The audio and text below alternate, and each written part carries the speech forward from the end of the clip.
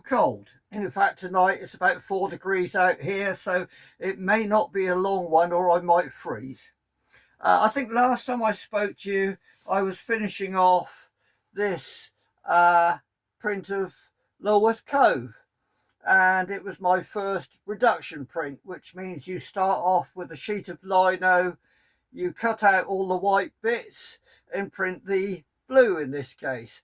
Then you cut out all the blue bits and print the green, etc. And you end up with, well, in my case with this one, you end up with a sheet of lino which has got nothing but these little bits of orange along the bottom. So that one does my head in, because it's really hard to think about what order to do it, what colours to do first, which bits not to cut away. Anyway, I'm pleased with the results, and I enjoyed doing it. So on to the next one. I think I'd started this next one when I last spoke to you. Now, this was a squashed can I found in the road, and I thought, well, that would be quite nice to do.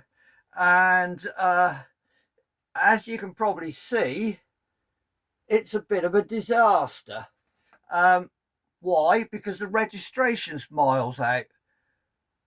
The red, the yellow and the black at the top there should all be on top of each other and no gaps between them. So whichever one was supposed to be on top, which I suspect was the black, should be all that shows up there at the top, and it doesn't.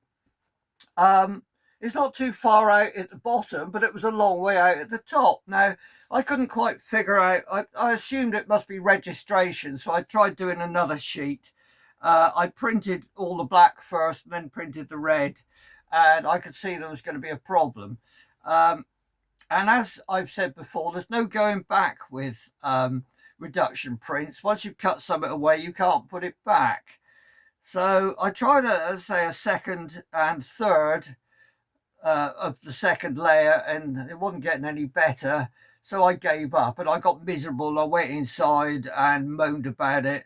And the next night I came back, because I'd gone online, and people said, oh, go on, finish it off, it might be interesting.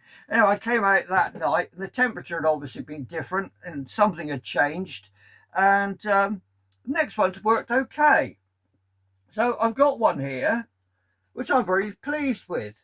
Now, I started off with about 15 of these and ended up with about 7 or 8, which is not bad.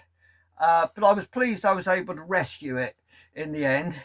Turns out the problem was, when you hang them out up here, they take on the moisture in the air, and you take them inside to dry off a bit overnight, and they change shape slightly. It's only a little bit, but on an A4 or A5 print you wouldn't notice, but when you're using an A3 bit of paper, it's significant. So although everybody online said, oh, it must be a registration technique, which, as you know, is a bit crude, but it wasn't that. It was humidity, or I think in my case, temperature and the dampness in the air. So I got over it in the end, but it's something I had to watch a bit. So I started on my next print, and there's just one layer of it, and it looks quite good, but there's about 4 layers to go. So what I did was print the grey layer first. Now, the important bit of the grey layer is just these little bits in here where the tin is crunched up. Now, that meant I had to print the red on top of the grey. Now, the grey is covering the whole area, and the only bit that needed cutting away to print the red bit was the bit that I printed that I wanted to stay grey. Now, it worked sort of okay. The registration wasn't too far out, and I hung them up. Once they were touch dry, I hung them up on these washing lines and went back indoors. Next evening I came out and thought, well, I'll get on with that and cut the next bit of the block and print the next layer. The only snag was when I came out here and looked at them, you can actually see beads of water on this red here.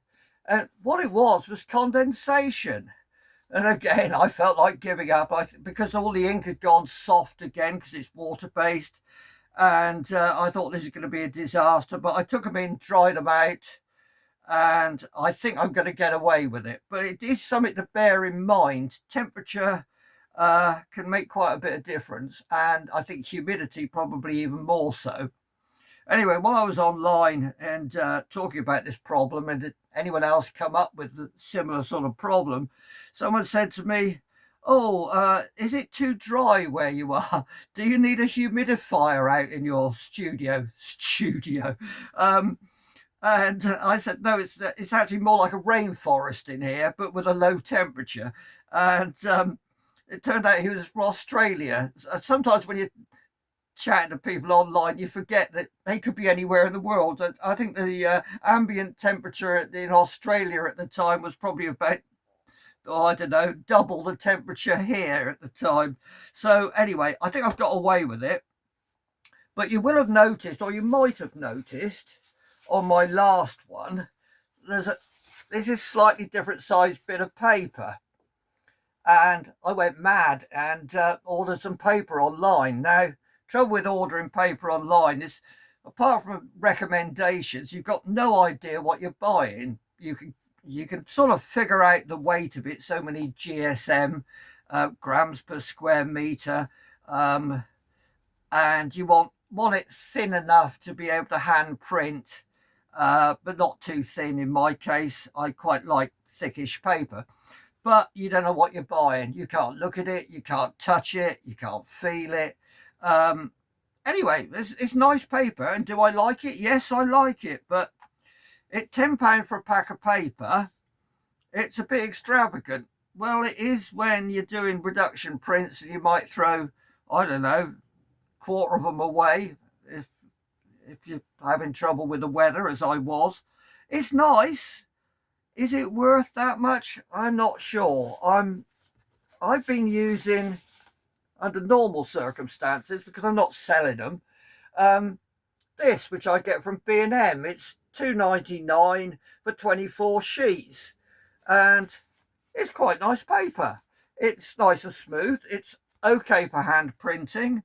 It's 160 GSM, which is the upper sort of end-ish of hand printing, with rubbing it down with something like this. If I wanted to go to a much heavier, like a handmade paper, I'd really need a press. Well, I can't afford one. I haven't got the room, and there are plenty of other excuses, but I haven't got one, and I'm unlikely to have one.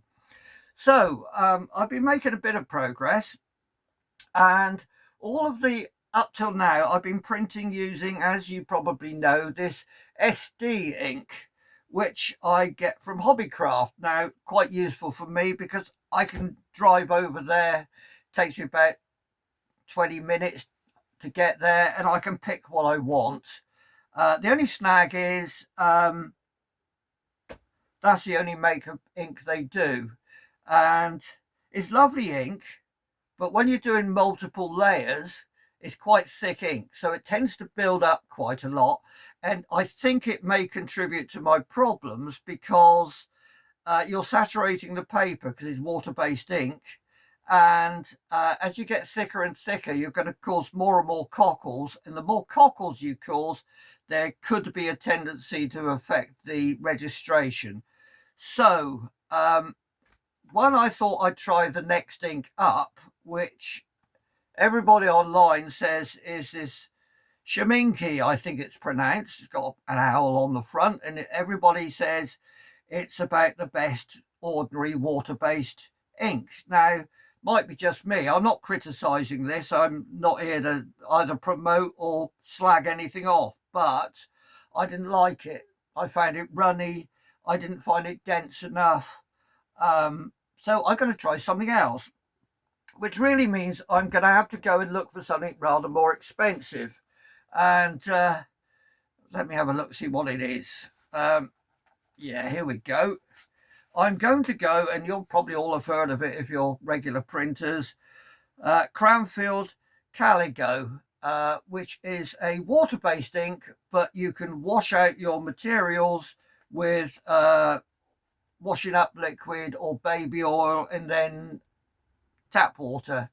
Um, and everybody swears that this is the best you can use. It has the advantage of not being a completely oil-based ink, which you'd have to wash out with turpentine or white spirit or some inflammable substance which you wouldn't really want to wash down your sink. Not great for the environment. So anyway, I'm going to give it a go, but it's a big step for me because for a set of primary colours, black, white and an extender, it's about 50 quid, which is quite a lot. It's quite a lot when you use it as much as I do, because I like doing my prints fairly large because it saves me being really finicky with a very small cutter, which I don't really like doing. I like to see what I'm doing, and I like to get my heft behind my cutter and enjoy the physical side of cutting. And I don't like just working in tiny little areas. So anyway, I'll give it a go, and if it's any good, I'll let you know. Everybody else swears it's good, so if it doesn't work for me, it could well be me. What else have I been up to? Nothing much really. I will let you know how it goes, and I'm gonna have to sign off because I'm getting cold. And that's about enough for me tonight. Okay, night night. See you again soon.